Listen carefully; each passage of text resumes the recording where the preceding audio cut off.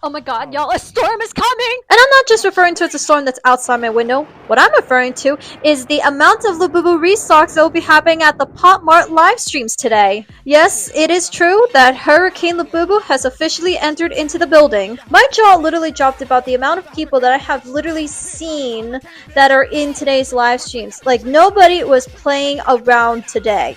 I have not seen this amount of people onto live streams since the Big Inter Energy Labubu release day. I decided to check all of Pop Mart's live streams to see if they were planning on releasing all of the Big Inter Energy Labubu restocks, and it turns out they actually were. And I actually found out that the unboxing channel didn't have that many viewers there, so I thought, you know what, why not take a chance over here? Boy, was I completely unlucky today because I did not even score even one Labubu there in general. I managed to get one in my card, but as you could definitely tell, for the amount of times that I have literally pressed the buy button, it did not go through. The host did say that they would be restocking in an hour, but I decided to just call it quits. I hope that y'all were able to get Labubus during the live streams because I tried it myself. It's hard, but good luck to everybody!